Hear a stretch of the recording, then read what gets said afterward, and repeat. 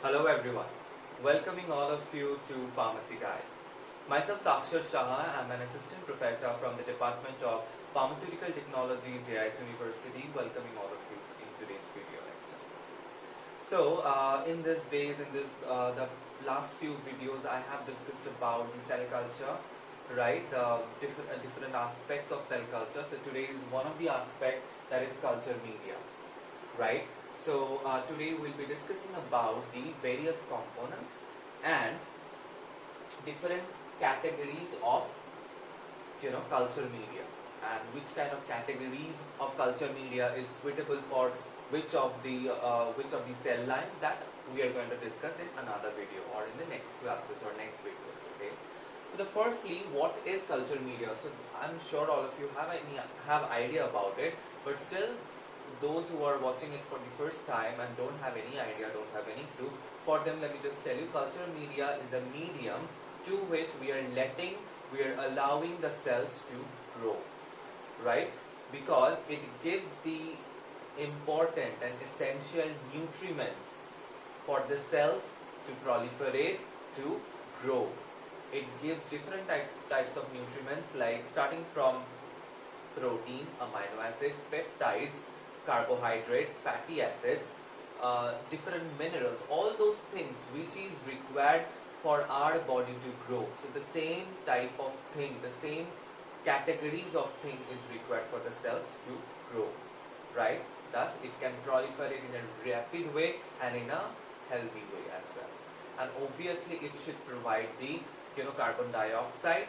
This culture media process should provide the carbon dioxide and oxygen to the media as well. That is also one of the important factor in case of cell growth through cell culture.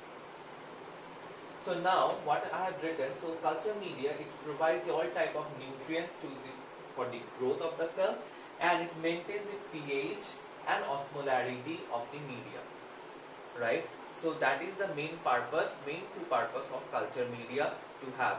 And for to select the culture media, selection of culture media, right culture media for a specific type of cell growth is very essential. If you're selecting the right or specific type of culture media for a specific category of cell, you can make sure that the cell growth you're expecting will be of very high quality. Okay. The next thing we're going to talk about, that is the culture media's classification. So it is classified into two categories. One is artificial culture media and another one is natural culture media. So you can understand by the name natural, as in it is naturally occurred. So something which is related to your body system. So for that, what you can see, first one is clot, right? Clot as in your body, whenever the blood used to get clot, that coagulants. So clots or coagulants are the example of first classification of natural culture media. The next classification under natural culture media is biological fluid. All the fluid, not all the fluids which is having the cells in your body, that may act as a media for cell growth. That is biological fluid. That is plasma that is present in your body, in the blood. If you're taking a blood, if you're centrifuging, then the plasma will be separated from the red blood cell in the blood. The plasma or lymph could be the example of biological fluid. Next is tissue extract. If you are extracting out the tissue from a particular organ, then it can also act as a natural media. For an example, extract of spleen, extract of liver, extract of other organs tissue can be the example. Next is balanced salt solution. I'm sure you can remember in the first class I have spoken about PSS, if I'm not being so wrong. The PSS means physiological salt solution, right? So physiological salt solution, it gives a it gives a proper environment, proper chemical environment to the cells, thus it can grow. Similarly, balanced salt solution. So everything should be balanced. The pH should be balanced. The nutrients should be balanced. So that culture media is being called balanced salt solution, or PBS or BPBS. Just excuse me for a minute.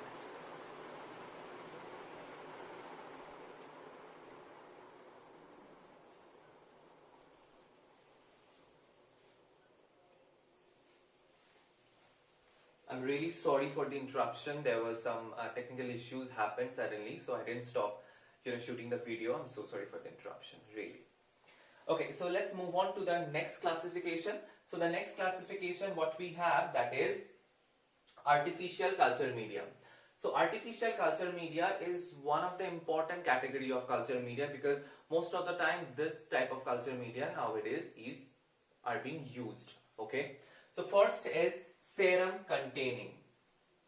First classification is serum containing. Serum containing culture media means that culture media which will be containing the serum from blood, the plasma serum, that will be that culture media will be containing that. What is the significance of it? It is low cost, its cost is less, and serum which is being added in the culture media, which basically acts as a carrier to water soluble compounds or water soluble nutrients or different growth factors or protease inhibitor. What is the function of protease inhibitor? Protease, which is the enzyme which breaks down the protein, that inhibitor. So that thus protein can stay in the media. So that protease inhibitor, all this type of things are can be diluted, can be solubilized by using the serum. So this is the significance of having the serum in the culture media. The next classification we are having, that is serum free. The first one was serum containing, the second one is serum free. Serum free culture media is a very important category of artificial culture media, where it is being used for single cell proliferation or single cell development. If you have to specify that I have to develop a specific category or specific type of cell, then you should choose for serum free, because the presence of serum most of the time interpret in the cell growth, and gives a different result or gives a wrong result in the cell culture, because it misinterpret the presence of serum. So better to avoid that misinterpretation, better to have serum less or serum free culture media. So the example is knockout serum replacement. It's a type of culture media, knockout serum replacement for stem cell growth, or knockout, it will be knockout DMEM. So knockout DMEM is a specific category of culture media, or specific category of serum free culture media, which is being supplied by Thermo Fisher Scientific. That I'm sure you have heard about Thermo Fisher Scientific. That's a company which provides the knockout DMEM culture media for the growth of stem cells. Next is chemically defined. Okay, one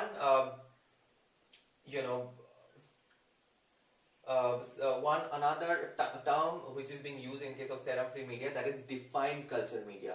As the serum is being removed from this type of culture media, and a specific category of cell are being developed. That's why it is being called defined culture media. The serum free culture media can be called as defined culture media. Next is chemically defined. Chemically defined culture media is containing ultra pure organic and inorganic constituents.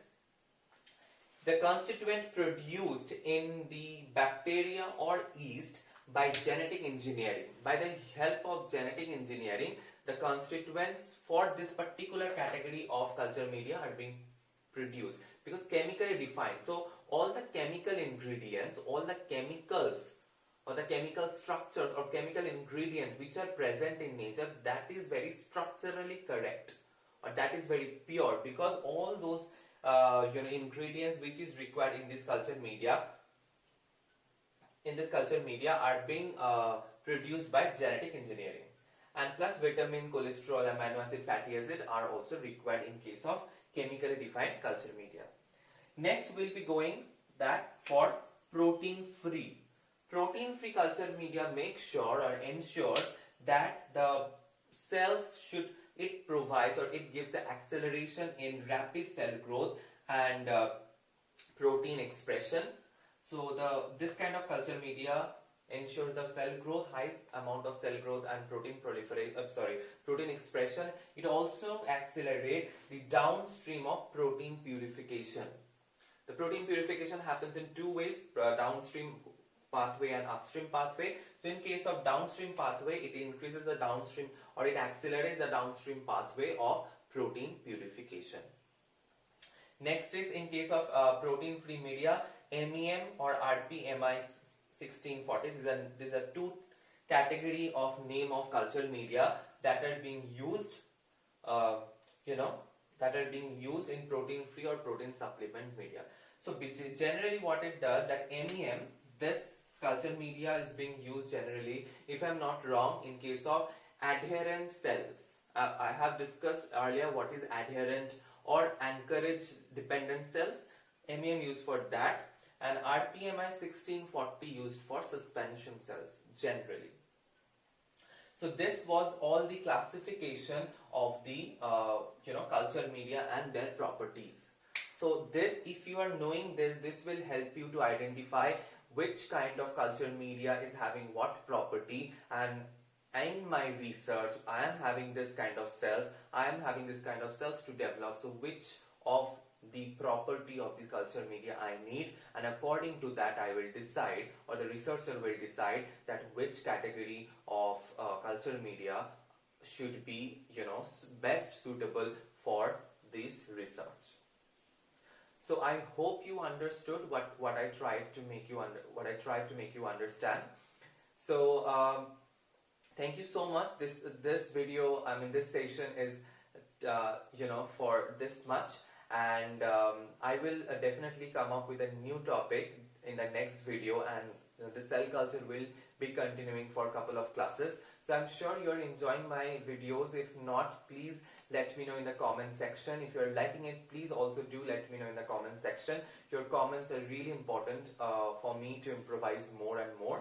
And I'll request all of you to subscribe my channel, and please share with your friends, your colleagues, thus they can get to know about it. And yeah, please, if you like it, then click on the like button. If you don't like it, don't forget to click on the unlike button. Thank you so much for watching. Bye bye.